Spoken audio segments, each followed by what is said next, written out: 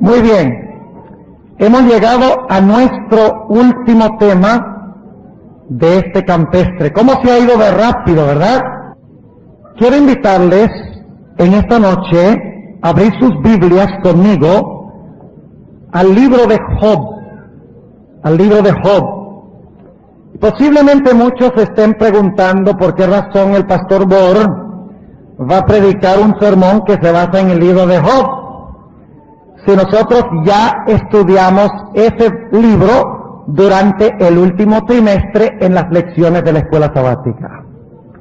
Bueno, yo creo que cuando terminemos el tema de esta noche, ustedes se darán cuenta que hay una relación muy estrecha entre el mensaje del libro de Job y los 7 sellos, particularmente el 7º sello, y el tiempo cuando finalmente el libro de Apocalipsis 4, 5 y 6 sea abierto. Quisiera mencionarles a las personas que no estuvieron durante esta semana que hemos analizado durante esta semana los sellos de Apocalipsis 4 hasta el capítulo 8 y el versículo 1. Quiero repasar un poquito para aquellos que no han estado durante la semana, para que sepamos exactamente a dónde vamos a ubicar el tema de esta noche. En primer lugar, comenzamos estudiando la visión introductoria de Apocalipsis 4 y 5. Nos dimos cuenta allí que el Señor Jesucristo, cuando resucitó 40 días después, ascendió al cielo y fue entronizado en el lugar santo del santuario, en el trono de su Padre, en el lugar santo. Luego vimos que el Señor Jesucristo comenzó a romper los sellos, que finalmente llevarían a abrir el libro para revelar el contenido de ese libro. Y el contenido del libro se revela después de los 1000 años. Vamos a hablar un poquito más de eso en esta noche. El primer sello vimos que representa la iglesia apostólica, la iglesia victoriosa, la iglesia pura. Pero cuando la iglesia primitiva, que es pura y que vence al reino de Satanás, cuando le resta súbditos al diablo, inmediatamente se levanta contra la iglesia persecución. Allí tenemos el segundo caballo, el caballo rojo, el caballo que tiene la espada para quitar la paz de la tierra. Es decir, que cuando la iglesia conquista el reino de Satanás, inmediatamente se levanta contra la iglesia persecución, el caballo rojo y la espada. Luego nos dimos cuenta que bajo el tercer sello, el caballo negro, el diablo dice: no puedo destruir a la iglesia persiguiéndola, porque mientras más la persigo, más súbditos tiene. Y por lo tanto Satanás, en el tercer sello, en el tiempo de Constantino el Grande y sus sucesores hasta el año 538, introdujeron la oscuridad dentro de la iglesia, falsas doctrinas como la santidad del domingo, falsas doctrinas como la inmortalidad del alma y otras doctrinas afines. Bajo el cuarto caballo tenemos el caballo de la muerte. Todas las personas que no aceptaban ahora las falsas doctrinas, las doctrinas de oscuridad, eran perseguidas por esta iglesia muerta espiritualmente y le daban muerte a los hijos de Dios. Los inmolaban, los pisoteaban, los destruían y los mandaban al sepulcro prematuramente. Bajo el quinto sello encontramos a los que murieron bajo el cuarto sello, rogándole a Dios que haga justicia, diciendo: Señor, ¿hasta cuándo no juzgas a aquellas personas que nos han enviado al sepulcro como mártires por sostener la verdad de Dios? Pero el quinto sello tiene 2 partes, tiene 2 etapas. La primera etapa es la etapa de la Edad Media, los muertos que fueron martirizados durante la Edad Media, porque los mártires dicen: ¿hasta cuándo no nos juzgas? ¿Hasta cuándo no vengas nuestra sangre? Y viene la respuesta: no se preocupen, sus vestiduras blancas están seguras. Y eso está hablando del inicio del juicio investigador. Recuerden que lo probamos esta semana con la Biblia y el Espíritu de Profecía. No se preocupen, ustedes van a recibir sus vestiduras blancas, pero sepan que van a reposar por un tiempo después de recibir las vestiduras hasta que el número de los mártires sea ¿qué? Sea completado. ¿Y cuándo son completados los mártires? En el tiempo de angustia previo, antes del cierre. Capítulo 40, 41 y 42. Y creo que la lección de la escuela sabática no cubrió el punto que yo quiero recalcar en cuanto al capítulo 40, 41 y 42, que son claves en la historia de Job. Es interesante notar que en el libro de Job se mencionan muchas personas. Se menciona Job, se mencionan los 3 amigos de Job, y otro que aparece al final de la historia, se menciona la esposa de Job, se menciona Satanás. Y es interesante, si ustedes miran el último capítulo del libro de Job, todos los personajes aparecen de nuevo, menos uno. ¿Quién? Satanás. ¿Dónde se quedó Satanás en la historia de Job? Volando por ahí, ¿no? Andando por la tierra. No se dice nada en cuanto a lo que pasó con Satanás. Dios le contestó a Satanás su desafío contundentemente y no se dice absolutamente nada en cuanto a lo que sucedió con Satanás. Pero yo quiero mostrarles en esta noche que el libro de Job nos muestra el destino final de Satanás. En la última parte del libro, el destino no a la segunda venida meramente, sino el destino más allá de la segunda venida, después de los 1000 años. Ahora, ¿cómo comienza el libro de Job? Comienza con un concilio en el cielo. Y ese concilio es un juicio. Y usted dice, ¿cómo un juicio? Sí. Déjenme preguntarles, ¿hay un juez? ¿Quién es? Dios. ¿Sí o no? ¿Hay un acusado? ¿Quién es? Dios. Job es el acusado. Job es acusado, pero en realidad, ¿quién es el acusado? Es Dios. Déjenme preguntarles, ¿hay testigos? ¿Quiénes son? Los ángeles y los hijos de Dios que vienen de los diversos mundos. ¿Hay un defensor? ¿Un abogado defensor, sí o no? ¿Quién? Jesús. ¿Y hay un abogado acusador? Sí, Satanás. ¿Qué está describiendo el libro de Job? Está describiendo en forma antes de que suceda lo que sucede cuando, finalmente, en el juicio investigador. Ahora, ¿qué es lo que dice Satanás? Vamos a notar lo que dice el relato. Capítulo 1 y el versículo 1. Hubo un varón en tierra de Uz llamado Job, y era este hombre perfecto y recto, temeroso de Dios y apartado del mal. Algunos dicen que Job era un hombre muy egoísta, egocéntrico. Eso no es lo que dice mi Biblia. Mi Biblia me dice desde el comienzo que es un hombre perfecto, recto, temeroso de Dios y apartado del mal. Ese es el carácter de Job. Y nacieronle 7 hijos y 3 hijas, y su hacienda era 7,000 ovejas, 3,000 camellos, 500 yuntas de bueyes, 500 asnas y muchísimos criados, y era aquel varón grande más que todos los orientales. E iban sus hijos y hacían banquetes en su casa, cada uno en su día, y enviaban a llamar sus 3 hermanas para que comiesen y bebiesen con ellos.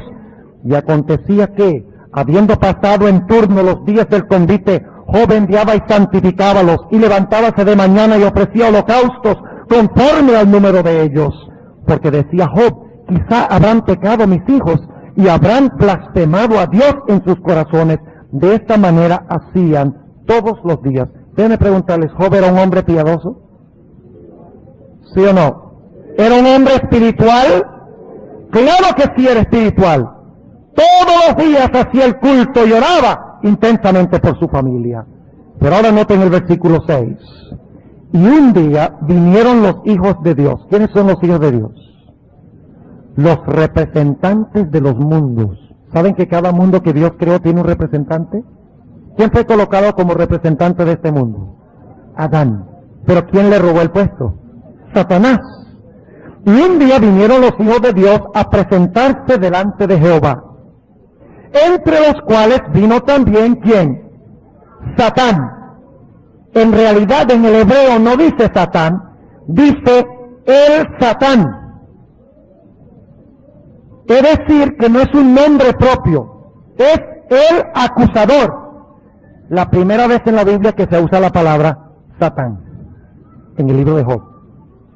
Ahora, no le echemos mucho la culpa a Job por las tribulaciones que tuvo, pues es la primera vez que se menciona Satán. Ahora, noten lo que sigue diciendo. Vino el acusador, el Satán, y dijo Jehová a Satán, ¿de dónde vienes? Y respondió Satán a Jehová, es decir, el acusador a Jehová, de rodear la tierra y de andar por ella, es decir, de cuidar su reino.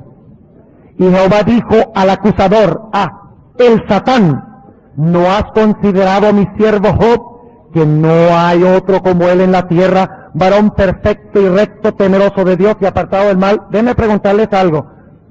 ¿De quién es esta perspectiva de Job? ¿Quién está dando esta perspectiva de Job? Si Jacob fracasó y no era hombre perfecto, recto, temeroso de Dios y apartado del mal, ¿quién era mentiroso? ¿Quién? Dios. Porque Dios mismo dijo que él tenía esa clase de carácter. Versículo 9. Y respondiendo Satán a Jehová dijo, ¿teme Job a Dios de balde? Es decir, teme a Dios gratuitamente, sin interés. ¿No le has tú cercado a él y a su casa, a todo lo que tiene en derredor? Al trabajo de sus manos has dado bendición, por tanto su hacienda ha crecido sobre la tierra. Mas extiende ahora tu mano y toca todo lo que tiene y verás si no te blasfema en tu rostro. Fíjense el desafío. Si Job fracasa, ¿quién queda mal? ¿Job? Sí, pero eso no interesa mucho. ¿Quién queda mal? Dios. Aparecería como ¿qué? Como mentiroso en esta escena del juicio. Ahora Dios le dice a el acusador, a el Satán, le dice, mira, yo te dejo hacer lo que tú quieras con él, solo que no lo toques. Y ahora fíjense lo que sucede. Satanás es capaz de crear desastres naturales. ¿Qué hizo? Hizo que viniera un recio viento. ¿Es Satanás capaz de crear enfermedad? Sí, enfermó a Job. ¿Es Satanás el causante de la guerra? ¿No causó que los sabeos vinieran en contra de la familia de Job? ¿Es capaz de obrar sobre los amigos y los enemigos para que abandonen a los hijos de Dios?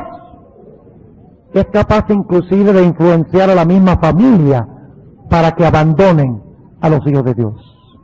Claro que sí. Ahora ustedes notan en Job 1 y 2 que viene un terrible tiempo de angustia para Job, ¿verdad?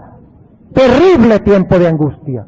Miren, pierde todo lo que tiene, incluyendo su salud. Pierde sus amigos. Pierde a sus hijos. Pierde prácticamente a su esposa, aunque más adelante al final del libro aparece. Debe ser que se arrepintió la esposa de Job, porque tiene más hijos, dice en la última parte del libro. Es decir, que Job pierde todo en este mundo.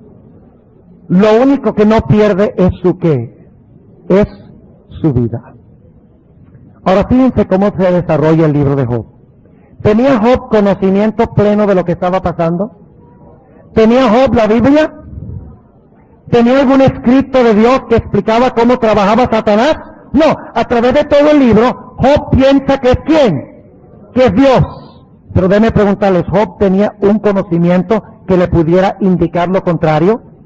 No. Y donde no hay conocimiento suficiente, Dios no tiene al individuo, ¿por qué? Por responsable por lo que no conoce. Y en todo el resto del libro, Job está haciendo ¿qué cosa? Cuestionando a Dios. Diciéndole a Dios, ¿por qué? ¿Por qué? ¿Por qué? sus amigos le dicen, nosotros te decimos por qué. Es porque Dios te ha abandonado. Es porque tú eres un grandísimo pecador y un orgulloso y un mentiroso. Dios te ha abandonado. Tenlo por cierto de que Dios no está contigo, porque tu pecado es demasiado grande y Dios no te puede perdonar, ni Dios te puede limpiar ese pecado. Este es el desarrollo de la controversia en el libro de Job. Finalmente llegamos nosotros, y estoy saltando mucho material, porque quiero llegar al meollo de lo que vamos a estudiar en esta noche. En el capítulo 38, después que Job ha cuestionado a Dios a través de todo el libro, después que Job ha perdido todo, su salud, casi su vida, después que lo ha abandonado su esposa, su familia, después que los enemigos se reúnen alrededor de él, cuando no le queda absolutamente nada en el mundo, inclusive él dice, Dios, háblame tú, también tú me has abandonado. ¿No pregunta Job eso? Claro que sí. Finalmente llegamos al final del libro. En el capítulo 38 y el versículo 1, por primera vez le habla Dios a Job. Todo el libro se ha desarrollado. Job ha perdido todo. Ha cuestionado a Dios, pero no ha perdido su fe. Cree que Dios le está haciendo esto y no se explica por qué. Sus amigos, que realmente eran enemigos, porque en tiempo de tribulación no estaban con él, le habían dicho que es porque era pecador que le estaba pasando todo esto. ¿Creyó Job lo que ellos estaban diciendo? No, no lo creyó. Y ahora finalmente encontramos que a Dios le toca ahora hablar. Noten lo que dice el versículo 1 y 2. Y respondió Jehová a Job desde un torbellino y dijo, ¿quién es ese que oscurece el consejo con palabras sin sabiduría? ¿Qué le está diciendo Dios a Job? ¿Quién es el que se pone a preguntar sin saber lo que está preguntando? Versículo 2, versículo 3. Ahora ciñe como varón tus lomos, pórtate como hombre, dice Dios. Yo te preguntaré y hazme saber tú. Fíjense qué interesante la pregunta. Hasta ese punto Job le ha hecho preguntas a Dios. Y de repente Dios le dice, bueno Job, ¿ya terminaste? Sí Señor, ya terminé. Ahora me toca a mí. Y luego Dios empieza a describir su grandeza. Fíjense lo que dice el versículo 4 del capítulo 38. Y solamente voy a leer algunos versículos para que veamos qué es lo que Dios está haciendo. Versículo 4. ¿Dónde estabas cuando yo fundaba la tierra? Házmelo saber si tienes inteligencia. El versículo 8. ¿Quién encerró con puertas la mar cuando se derramaba por fuera como saliendo de madre? Porque en la creación el mar cubría el planeta. No había quien contuviera el mar. Dios le dice, ¿estabas tú ahí? Yo me imagino que Job estaría pensando, de verdad que no estuve. Versículo 16. ¿Has entrado tú hasta los profundos de la mar y has andado escudriñando el abismo? La verdad es que no. Versículo 22 y 23. ¿Has tú entrado en los tesoros de la nieve? Y sabemos que la nieve tiene tremendos tesoros mirados debajo del telescopio, del microscopio. ¿O has visto los tesoros del granizo? Lo cual tengo yo reservado para el tiempo de angustia, para el día de la guerra y de la batalla. ¿Cuál batalla? ¿Cuál guerra tiene Dios reservado el granizo? Para el día final. Es una insinuación de que algo tremendo va a ¿qué? Va a ocurrir en el futuro, y que Dios ha reservado el granizo con una razón especial. El versículo 28. ¿Tiene la lluvia padre? ¿O quién inventó las gotas del rocío? Le pregunta Dios a Job. Y Job dice, yo no sé. En el versículo 31 al 38 habla de los cielos, de los astros, de las constelaciones. Dice Dios, ¿podrás tú impedir las delicias de las Pléyades? ¿O desatarás las ligaduras del Orión? ¿Sacarás a su tiempo los signos de los cielos? ¿O guiarás el Arturo con sus hijos? ¿Supliste tú las ordenanzas de los cielos? ¿Dispondrás tú de su potestad en tierra? ¿Alzarás tú a las nubes tu voz para que te cubra muchedumbre de aguas? ¿Enviarás tú los relámpagos para que ellos vayan y dirán que ellos, henos aquí? Y por cada cosa que Dios dice, ¿qué pasa con Job?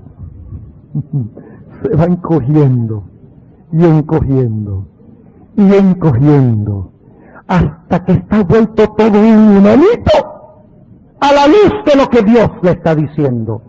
Pero Dios no ha terminado. En el capítulo 39 ahora Dios habla del reino animal. Le habla del león, del cuervo, de las cabras, del asno montés, del unicornio, del pavo, del avestruz, del caballo, del gavilán y del águila. Y le dice, Job, ¿tú puedes explicar los misterios de todos estos animales? Y ahora Job está vuelto un granito de arena. En el versículo 34 hasta el versículo 38 del capítulo 39 tenemos un pasaje muy importante. A más de eso respondió Jehová a Job y dijo, ¿es sabiduría contender con el Omnipotente? El que disputa con Dios responda a esto. Versículo 36. Y respondió Job a Jehová y dijo, he aquí que yo soy vil. ¿Había aprendido Job la lección? ¿Sí? Parcialmente. Noten lo que dice. Capítulo 39 y el versículo 37. He aquí que yo soy vil. 39 y el versículo 37. ¿Perdón? Oh, en algunas Biblias hay una subdivisión diferente. Entonces yo no sé cuál es esa subdivisión. Estoy leyendo donde dice, y respondió Job a Jehová y dijo. 46, muy bien. Con razón la confusión, yo no entendía que yo miro casi tan confundido como Job. Versículo 37. He aquí que yo soy vil. ¿Qué te responderé? Mi mano pongo sobre mi boca. Una vez hablé y no responderé. Aún 2 veces, mas no tornaré a hablar. ¿Qué dijo Job? No voy a qué. No voy a hablar más. Pero no cumplió lo que dijo.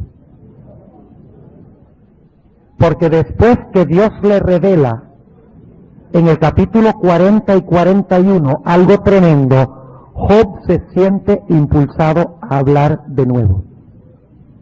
Ahora, ¿qué de Job en el capítulo 40? Vamos a leer los primeros 9 versículos. Escuchen, aquí está una clave tremenda para entender el libro de Job y la gran controversia entre el bien y el mal. La conclusión de la gran controversia. Dice en el versículo 1 del capítulo 40, y debe ser el versículo 7, 8, 7. Entonces respondió a Jehová a Job desde la oscuridad y dijo, cíñete ahora como varón tus lomos, yo te preguntaré y explícame, ¿invalidarás tú también mi juicio? ¿Me condenarás a mí para justificarte a ti? ¿Tienes tu brazo como Dios? ¿Y tronarás tú con voz como Él? Atavíate ahora de majestad y de alteza, y vístete de honra y de hermosura, esparce furores de tu ira, y mira a todo soberbio y abátelo. Mira a todo soberbio y humíllalo, y quebranta a los impíos en su asiento. Encúbrelos a todos en el polvo, venda sus rostros en la oscuridad, y yo también te confesaré que podrás salvarte tu diestra. ¿De qué está hablando Dios? Ahora le dice a Job, no solamente hice yo todas las cosas, sino que yo soy el que tengo dominio sobre ¿quiénes? Sobre todos los impíos, sobre los soberbios. Es decir, surgen los impíos. Pero ¿quiénes controlan a los impíos? Hay dos bestias de las cuales ahora va a hablar Job. Una es una bestia de la tierra que traga ríos, Behemoth. Y hay otra bestia que vive en el mar. ¿Qué tenemos en Apocalipsis? Dos bestias. Una que se levanta de la tierra y traga aguas. ¿Sí o no? Y otra bestia que habita en el mar. Ahora fíjense la descripción del primero, Behemoth, versículo 10. Y la palabra Behemoth significa un animal muy grande. Probablemente es el búfalo, no el bisonte, pero el búfalo africano. Dice, he aquí ahora Behemoth, al cual yo hice contigo. Si vamos a identificar un animal de la naturaleza sería como el búfalo acuático, pero yo creo que estos animales en realidad no existen en la vida real. ¿Perdón? Hipopótamo dice, pero la palabra hebrea es Behemoth, un animal grande, sencillamente, un monstruo grande, es lo que quiere decir. Ponen hipopótamo porque se imaginan que es el hipopótamo, pero ustedes se van a dar cuenta que aquí no está describiendo ningún hipopótamo común y corriente. He aquí ahora, este es el versículo 10 de mi Biblia, debe ser el versículo 15 es, dice, he aquí ahora Behemoth, al cual yo hice contigo. Hierba come como buey. ¿De dónde come el buey? De la tierra. He aquí ahora que su fuerza está en sus lomos y su fortaleza en el ombligo de su vientre. Su cola mueve como un cedro. No suena mucho como un hipopótamo. Y los nervios de sus genitales son entretejidos. Sus huesos son fuertes como bronce y sus miembros como barras de hierro. Él es la cabeza de los caminos de Dios. El que lo hizo puede hacer que su cuchillo a él se acerque. Ciertamente los montes producen hierba para él, y toda bestia del campo reposa allá. Echaráse debajo de las sombras, en lo oculto de las cañas y de los lugares húmedos. Los árboles sombríos lo cubren con su sombra, los sauces del arroyo lo cercan. He aquí que él tomará el río sin inmutarse, y confiase que el Jordán pasará por su boca. Tomarálo alguno por sus ojos en armadijos y horadará su nariz.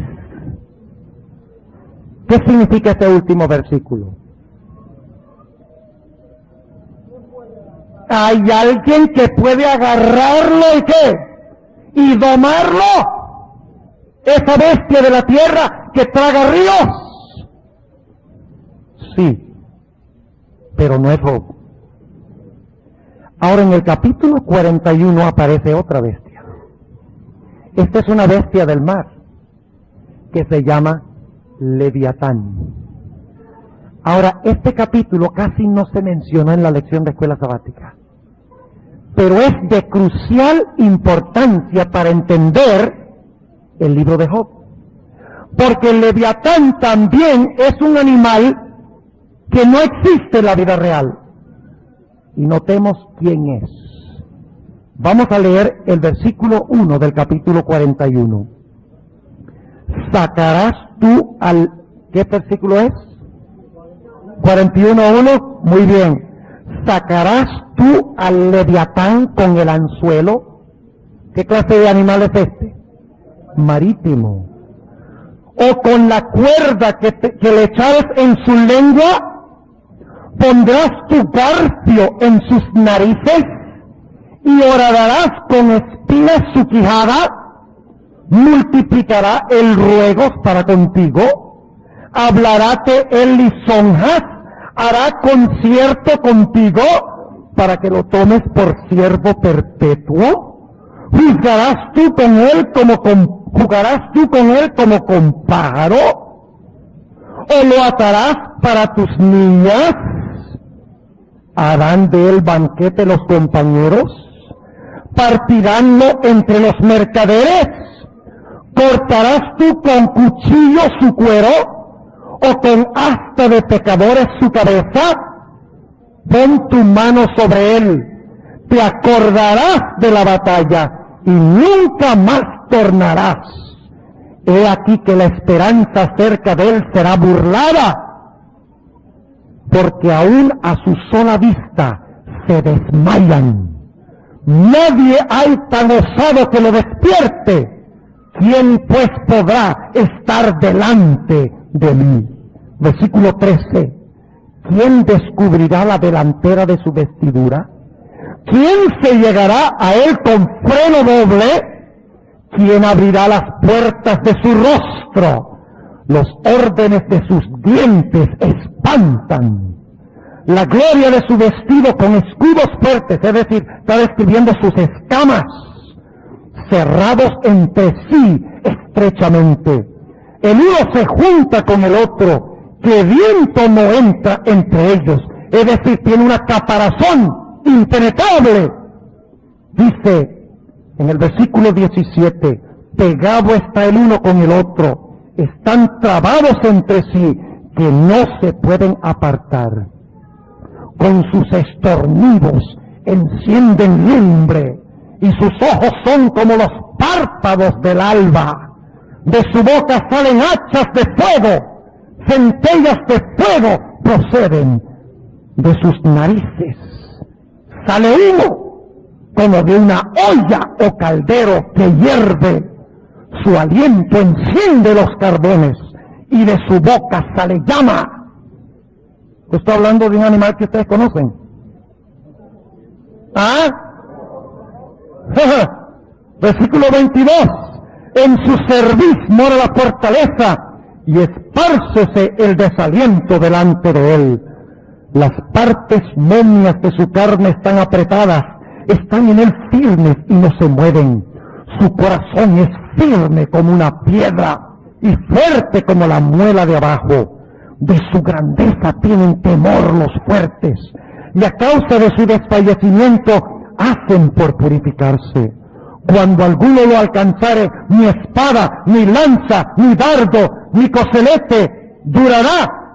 El hierro estima por pajas, y el acero por leño podrido. Saeta no le hace huir, las piedras de hondas se le tornan aristas. Tiene toda arma por hojarascas, y del blandir de la pica se burla. Por debajo tiene agudas conchas. Imprime su agudez en el suelo. ¿Qué hace? Deja unas huellas inmensas cuando camina. Hace hervir como una olla la profunda mar y tórnala como una olla de ungüento. En pos de sí hace resplandecer la senda, que parece que la mar es caña. No hay sobre la tierra su semejante, hecho para nada temer. Y ahora noten que esto no es un animal, es una persona.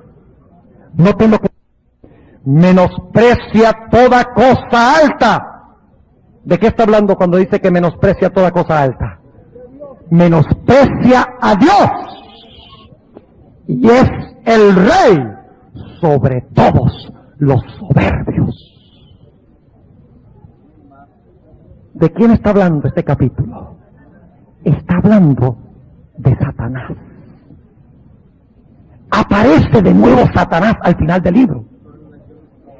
Y se le une una bestia de la tierra que bebe ríos. que son los enemigos finales contra el pueblo de Dios en el tiempo de angustia. Y Dios le dice a Job, ¿puedes entonces tú domar a la bestia de la tierra? ¿Puedes tú domar al dragón? ¿Y qué tiene que contestar Job? No, Señor, no puedo. Y eso es en efecto lo que dice en el capítulo 42. ¿Qué había dicho Job? Yo no voy a ¿qué? No voy a hablar más.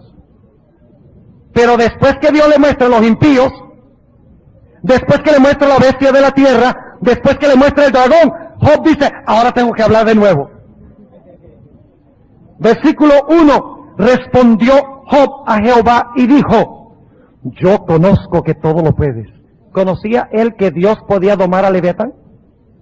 ¿Conocía que Dios podía domar a la bestia de la tierra? ¿Conocía que podía domar a los impíos? Sí.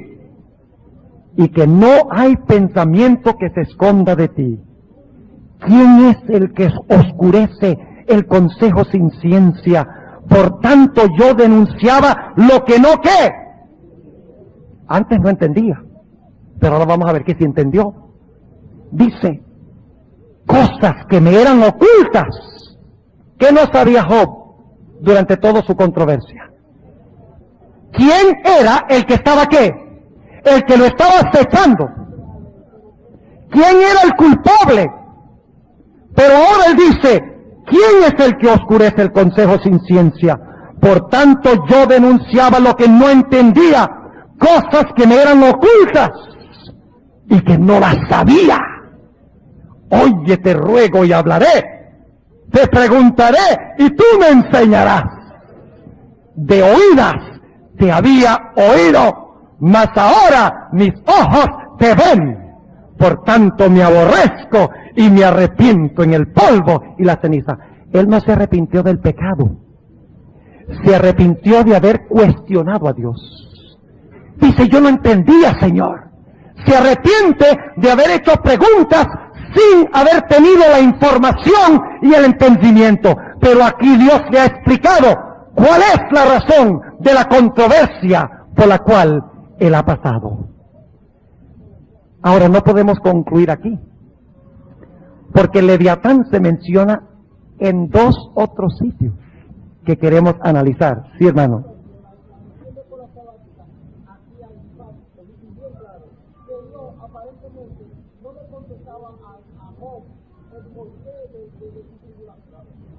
Sí.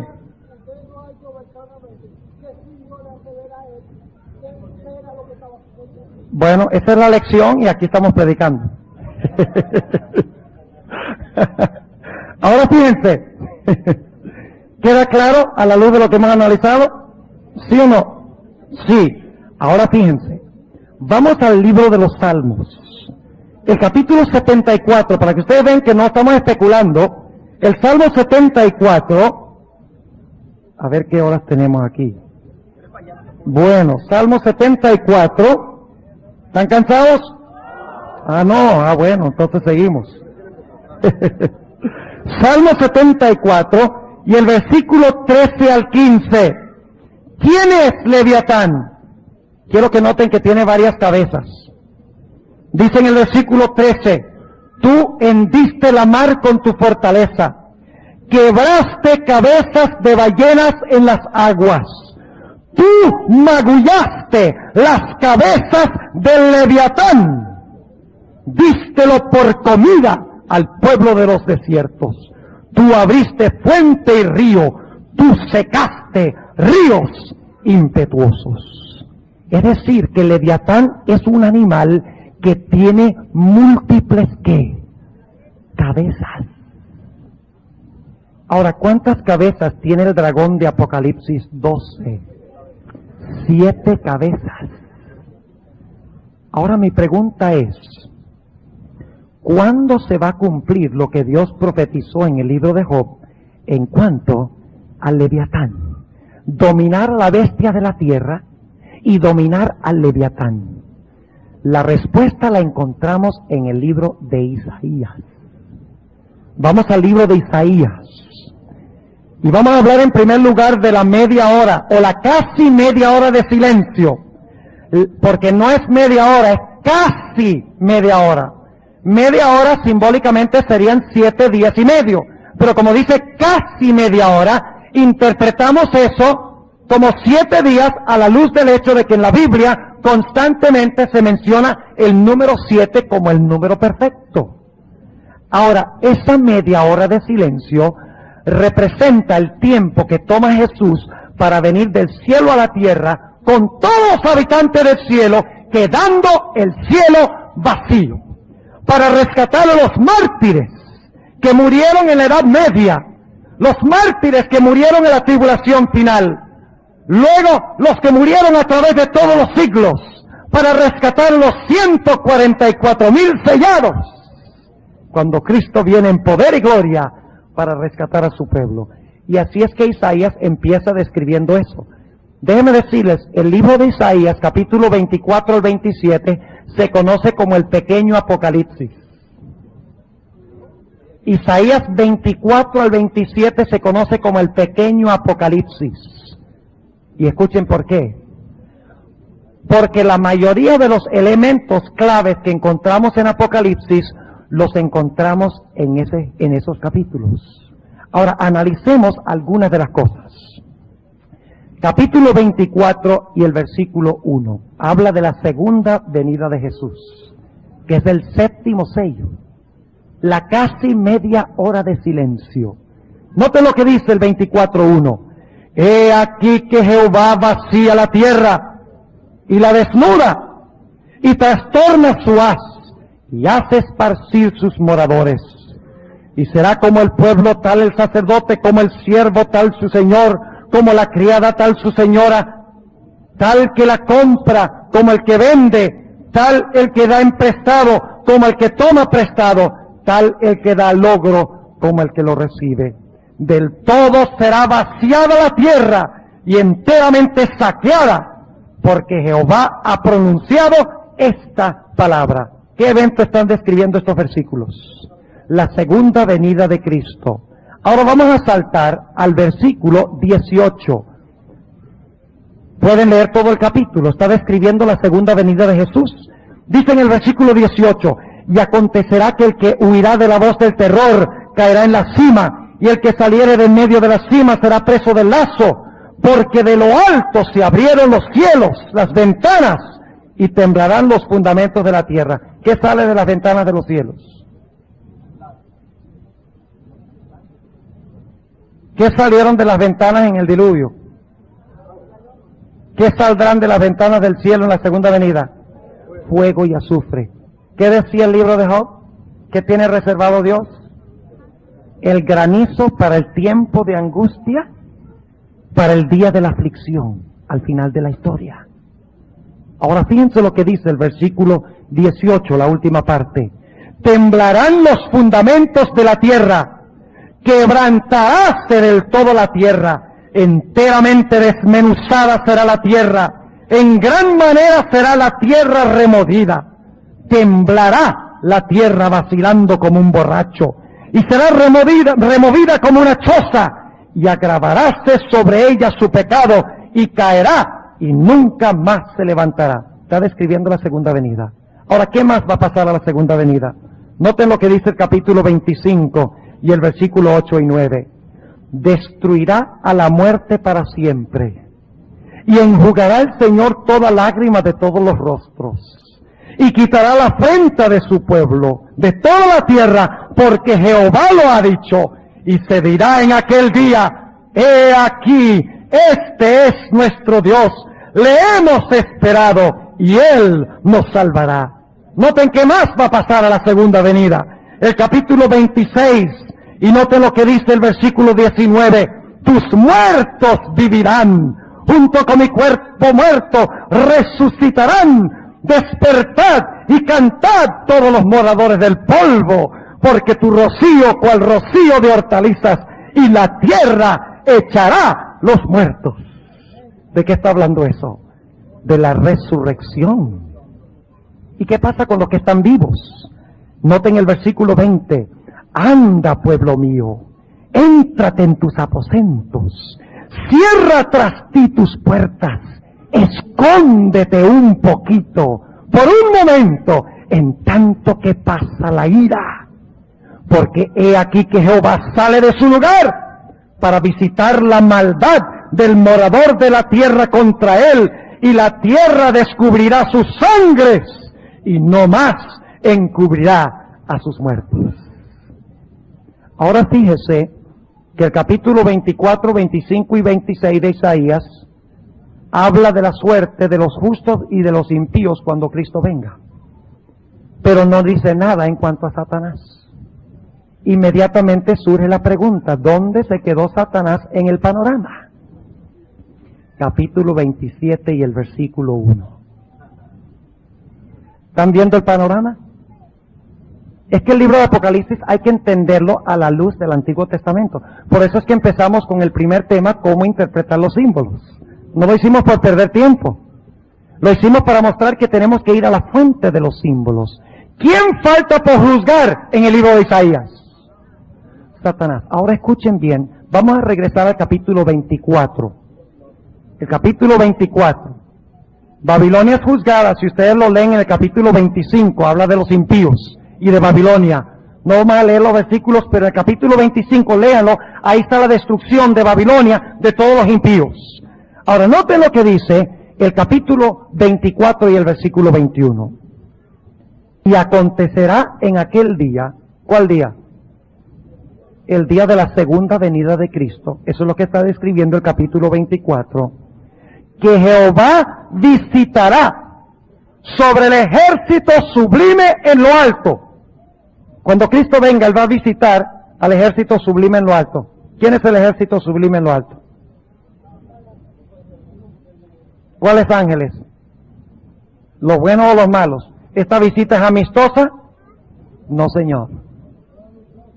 ¿Quién es el príncipe del poder del aire? No estamos luchando contra carne y sangre, sino contra principados y potestades, contra poderes espirituales. ¿Dónde? En los ángeles. ¿Los buenos o los malos? ¿Esta visita es amistosa? No, señor. ¿Quién es el príncipe del poder del aire? No estamos luchando contra carne y sangre, sino contra principados y potestades, contra poderes espirituales. ¿Dónde? En los aires. Está hablando de Satanás. Ahora fíjense. Y acontecerá en aquel día, cuando Cristo venga, que Jehová visitará sobre el ejército sublime en lo alto. Va a hacerle una visita a Satanás y sus ángeles. ¿Y sobre quiénes más? Sobre los reyes de la tierra que hay sobre la tierra. Lean Apocalipsis 19. Cuando el Cordero viene sobre el caballo, ¿quiénes están parados para hacerle guerra? Los reyes de la tierra. Y luego noten el versículo 22. ¿Qué va a pasar con los reyes y con los poderes que están en lugares altos? Satanás y sus ángeles. Y serán amontonados como se amontonan encarcelados en mazmorra. Y en prisión quedarán encerrados. Y serán visitados después de muchos días. ¿Cuántos días? 1000 años. Es decir, que el plan de Dios no termina a la segunda venida de Cristo. El libro no se abre a la segunda venida. Se rompe el séptimo sello a la segunda venida. La media hora de silencio, la casi media hora de silencio. Cristo y todo el cielo es vaciado. El cielo se queda vacante, sin nadie. Y Cristo viene a la tierra y según Apocalipsis 20, 1 al 3, amarra a quién? Amarra en prisión a Satanás y sus ángeles. Y también los impíos quedan amarrados porque están muertos y Satanás no los puede usar. Pero dice que después de muchos días, 1000 años, serán visitados. ¿Y qué va a hacer Dios en esa visita? Aquí es que tenemos que ir al capítulo 27. Quedó faltando Mr. Leviatán en el panorama. Ya Cristo vino por segunda vez. Le hizo la visita a los poderes del aire, Satanás y sus ángeles. A los poderes de la tierra los visitó, los puso en prisión. Pero ¿qué pasa con el que usaba todos estos? El que usaba a las multitudes del mundo para lograr sus propósitos. será visitado después de muchos días.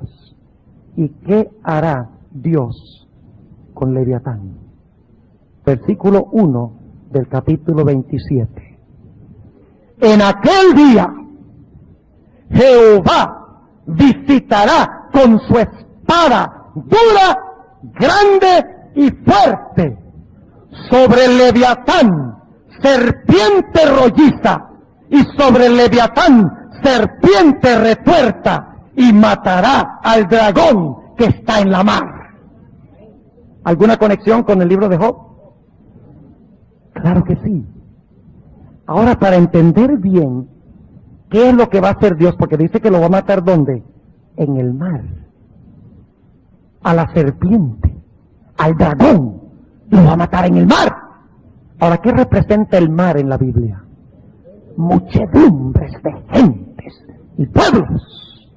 ¿Cuándo se cumple finalmente esto? Aquí llegamos al clímax del tema de los sellos. Ahora ustedes se dan cuenta de la conexión con los sellos. Al clímax de los sellos. La Biblia dice que Satanás y sus ángeles reunirán a todos los seres humanos alrededor de la santa ciudad después de los 1000 años. Satanás ha sido soltado de su prisión. Las muchedumbres han sido resucitadas. Ahora Satanás engaña a las muchedumbres, a los mares de gente. Dice que su número hoy es como la arena de ¿qué? Del mar. Y circulan la ciudad listos para dar el golpe decisivo contra los que se encuentran dentro de la ciudad. Cuando están a punto de atacar, se abre el libro de Apocalipsis 5. ¿Sí? ¿Cuántos han estado durante esta semana acá? Se abre el libro de Apocalipsis 5. ¿Y qué tiene ese libro? ¿Recuerdan la cita de la hermana Juan y los que estuvieron? En realidad tiene la historia completa de la raza humana desde el tiempo de Adán hasta el final de la gran controversia entre el bien y el mal. Y ahora Dios va a abrir ese libro y va a revelar en una vista panorámica toda la historia del planeta Tierra y la historia individual de cada uno, incluyendo Satanás y sus ángeles. Quiero leer algunos de los párrafos que describen esta escena. Y luego vamos a ver cómo termina Leviatán. Ve, Dios va a tomar su espada fuerte y dura, ¿y qué va a hacer? Va a atravesar a Leviatán en medio de los mares. Esa serpiente retuerta, esa serpiente rolliza, que es también el dragón. Ahora noten lo que dice la página 724. Ustedes me van a perdonar que lea copiosamente de estas páginas. Conflicto de los siglos 724. Apenas se abren los registros y la mirada de Jesús se dirige a los impíos. ¿Qué se abren? Los registros. No dice que son muchos libros, dice registros. La mirada de Jesús se dirige hacia los impíos. Estos se vuelven conscientes de todos los pecados que cometieron. Reconocen exactamente el lugar donde sus pies se apartaron del sendero de la pureza, de la santidad. Y cuán lejos el orgullo. Leviatán es el rey de todos los ¿qué? Los orgullosos o soberbios. Y cuán lejos el orgullo y la rebelión los ha llevado en el camino de la transgresión de la ley de Dios. Las tentaciones seductoras que ellos fomentaron cediendo al pecado, las bendiciones que pervirtieron, su desprecio de los mensajeros de Dios, los avisos rechazados, la oposición de corazones obstinados y sin arrepentimiento, todo esto sale a reducir como si estuviese escrito con letras de fuego. Por encima del trono se destaca la cruz, y como en vista panorámica aparecen las escenas de la tentación, la caída de Adán y las fases sucesivas del gran plan de la redención. ¿Qué es lo que contiene el libro? todo el plan de redención. El humilde nacimiento del Salvador, su juventud pasada en la sencillez y en la obediencia, su bautismo en el Jordán, el ayuno y la tentación en el desierto, su ministerio público que reveló a los hombres las bendiciones más preciosas del cielo, los días repletos de obras de amor y misericordia, y las noches pasadas en oración y vigilia en la soledad de los montes, las conspiraciones de la envidia, del odio y de la malicia con que se recompensaron sus beneficios, la terrible y misteriosa agonía en Getsemaní bajo el peso anonadador de los pecados de todo el mundo, la traición que le entregó en manos de la turba asesina, los terribles acontecimientos de esa noche de horror, el preso resignado y olvidado de sus discípulos más amados, arrastrado brutalmente por las calles de Jerusalén, el Hijo de Dios presentado con visos de triunfo ante Anás, obligado a comparecer en el palacio del sumo sacerdote, en el pretorio de Pilato, ante el cobarde y cruel Herodes, ridiculizado, insultado, atormentado y condenado a muerte. Todo eso está representado a lo vivo. Luego, ante las multitudes agitadas, se reproducen en las escenas finales. El paciente varón de dolores pisando el sendero del Calvario, el príncipe del cielo colgado de la cruz, los sacerdotes altaneros y el populacho escarnecedor ridiculizando la agonía de su muerte. La oscuridad sobrenatural templan la enormidad de su culpa. En vano procuran esconderse ante la divina majestad de su presencia, que sobrepuja el resplandor del sol, mientras que los redimidos echan sus coronas a los pies del Salvador, exclamando: Él murió por mí. Y luego procede a hablar de la historia de la iglesia cristiana. Entre la multitud de los rescatados están los apóstoles de Cristo, el heroico Pablo, el ardiente Pedro, el amado y amoroso Juan y sus hermanos de corazón leal, y con ellos la inmensa hueste de los mártires, mientras que fuera de los muros, con todo lo que es vil y abominable, se encuentran aquellos que los persiguieron, encarcelaron y mataron. Ahí está Nerón, monstruo de crueldad y de vicios, y puede ver la alegría y el triunfo de aquellos a quienes torturó, y cuya dolorosa angustia le proporcionara deleite satánico. Su madre está allí, para ser testigo de los resultados de su propia obra, para ver cómo los malos rasgos de carácter transmitidos a su hijo y las pasiones fomentadas y desarrolladas por la influencia y el ejemplo de ella produjeron crímenes que horrorizaron al mundo. Allí hay sacerdotes y prelados papistas que dijeron ser los embajadores de Cristo y que no obstante emplearon instrumentos de suplicio, calabozos y hogueras para dominar las conciencias de su pueblo. Allí están los orgullosos pontífices que se ensalzaron por encima de Dios y que pretendieron alterar la ley del Altísimo. Aquellos así llamados padres de la Iglesia tienen que rendir a Dios una cuenta de la que bien quisieran librarse. Demasiado tarde ven que el Omnipotente es celoso de su ley y que no tendrá por inocente al culpable de violarla. Comprenden entonces que Cristo identificaba sus intereses con los de su pueblo perseguido y sienten la fuerza de sus propias palabras: en cuanto lo hicisteis a uno de estos más pequeños, de estos mis hermanos, a mí lo hicisteis. Todos los impíos del mundo están de pie ante el tribunal de Dios, acusados de alta traición contra el gobierno del cielo. No hay quien sostenga ni defienda la causa de ellos, ni siquiera Leviatán, a quien tenían como líder. Esas son mis propias palabras. Sigue diciendo: no tienen disculpa, y se pronuncia contra ellos sentencia, la sentencia de la muerte eterna. Ahora escuchen bien. Aquí es que Leviatán va a morir en medio de los mares.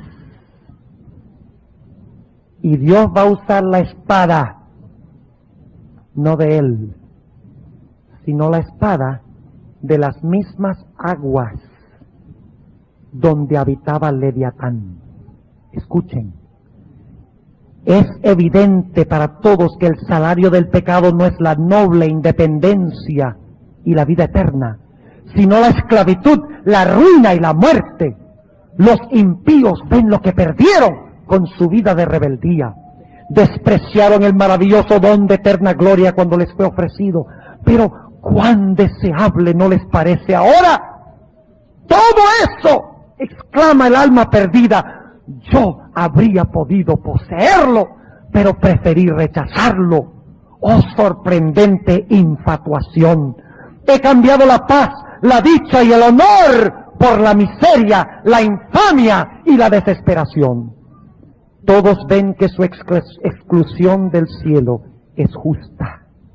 Por sus vidas declararon, no queremos que este Jesús reine sobre nosotros. Ahora escuchen bien, si Dios no abre el libro ante los impíos, al final de la historia, nunca se podría resolver la gran controversia entre el bien y el mal. Porque es necesario que los mismos impíos, Satanás y sus ángeles, reconozcan ¿qué cosa?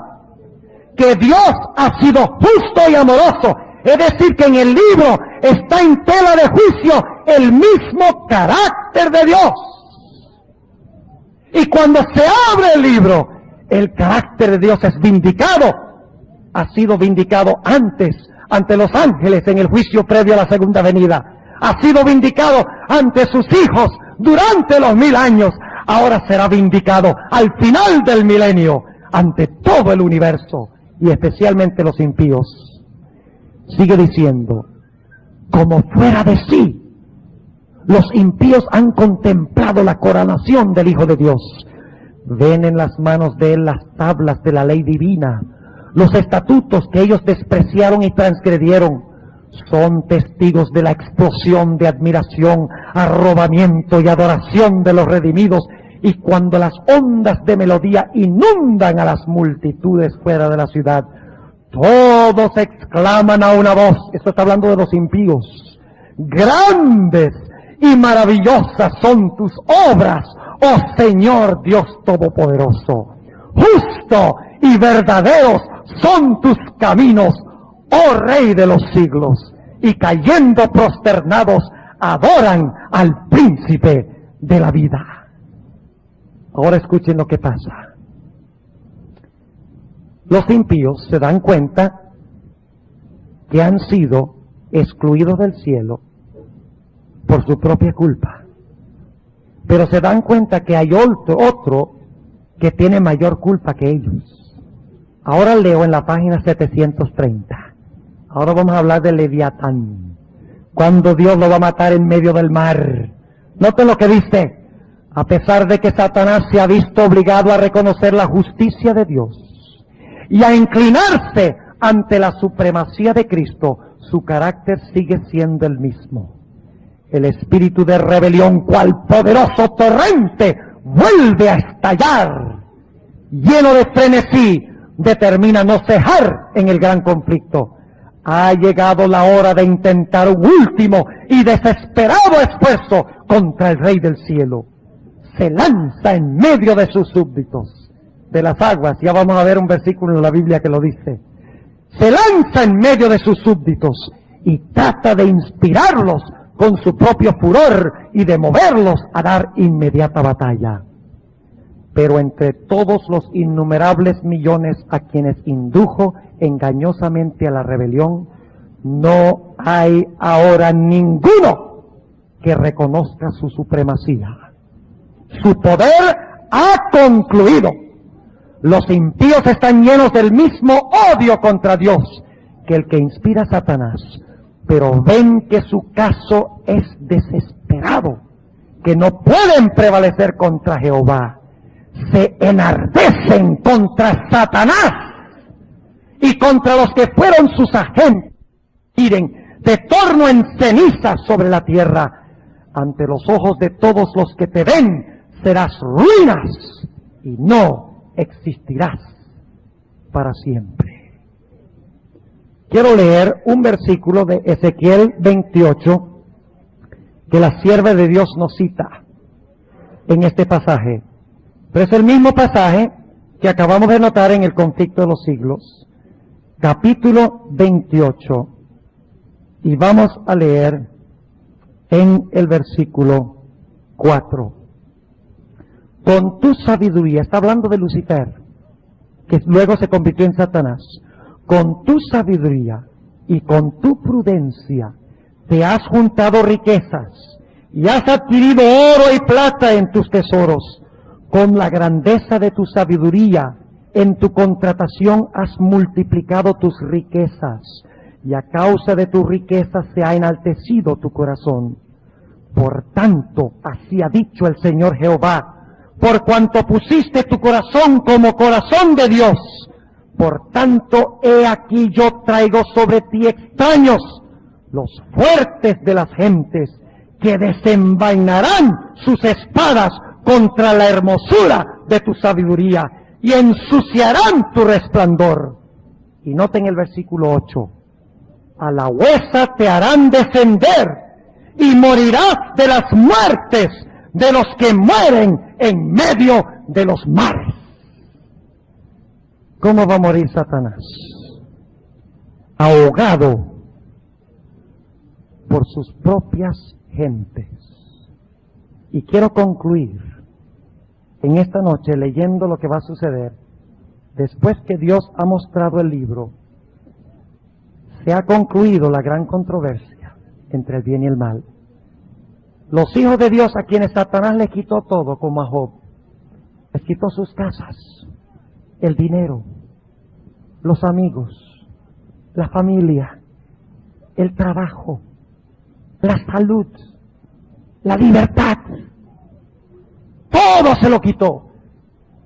Ahora Dios recompensará a esos que sufrieron el tiempo de angustia y les dará mucho más que lo que tenían antes, como hizo con Job. Dice en el último párrafo del conflicto de los siglos: el gran conflicto ha terminado. Ya no hay más pecado ni pecadores. Claro, algunas iglesias enseñan que Dios tendrá un rincón en el universo a donde los impíos se van a quemar y gritar por la eternidad. No se habría resuelto el problema del pecado. El gran conflicto ha terminado. Ya no hay más pecado ni pecadores. Todo el universo está purificado. La misma pulsación de armonía y de gozo late en toda la creación. De aquel que todo lo creó emanan vida, luz y contentamiento por toda la extensión del espacio infinito. Desde el átomo más imperceptible hasta el mundo más vasto, todas las cosas, animadas e inanimadas, declaran en su belleza sin mácula y en júbilo perfecto que Dios es amor. ¿Quién es el único que va a dominar a la bestia de la tierra? ¿Quién es el único que va a dominar a Leviatán? Dios. Destruirá Dios el pecado y los pecadores, pero no lo hará antes que todos vean el libro abierto y confiese todo el universo que Dios es justo y amoroso.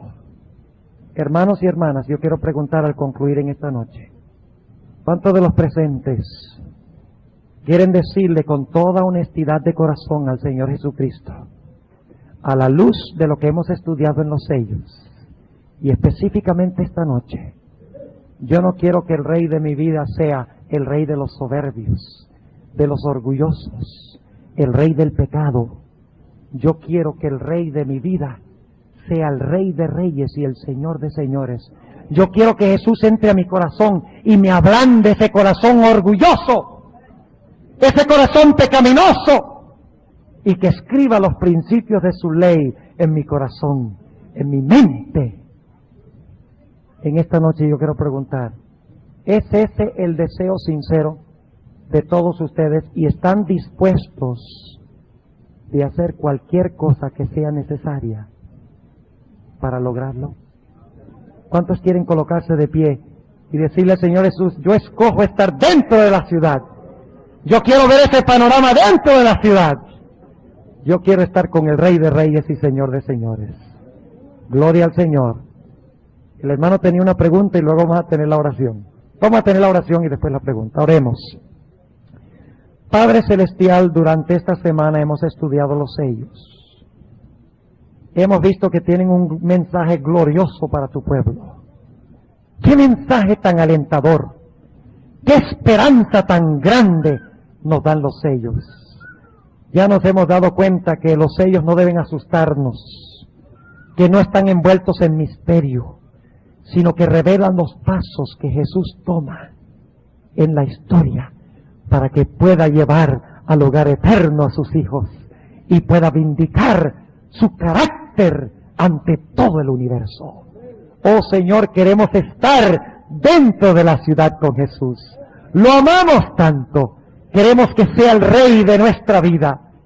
Queremos que quite el orgullo de nuestro corazón, para que nuestro Rey no sea el Rey de los soberbios, sino que nuestro Rey sea Cristo.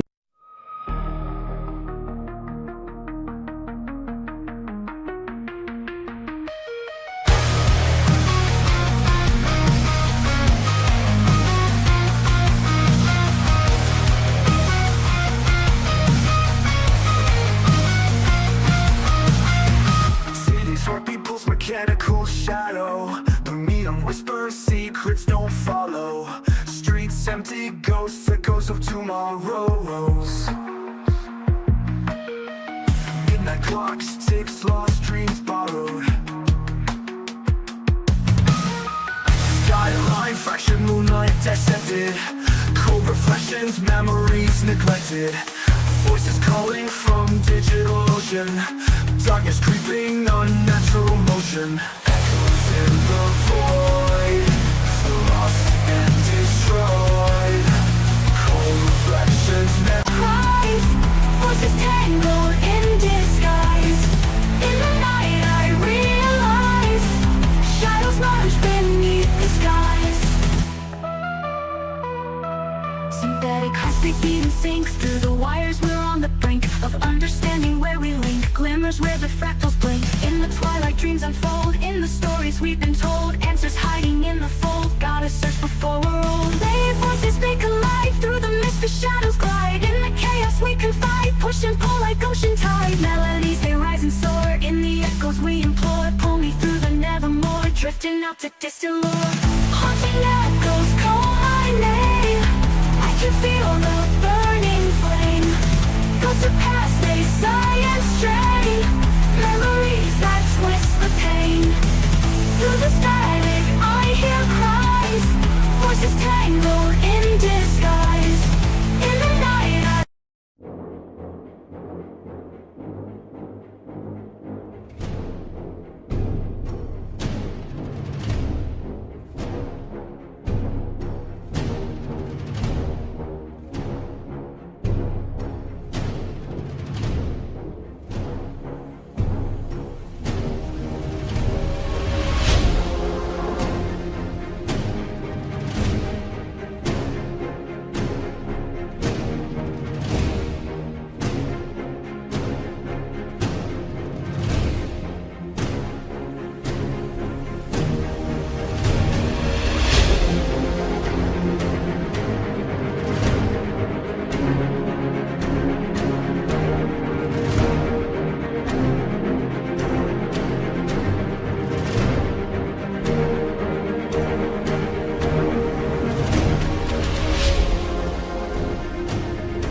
Jesús, el Rey de Reyes y Señor de Señores.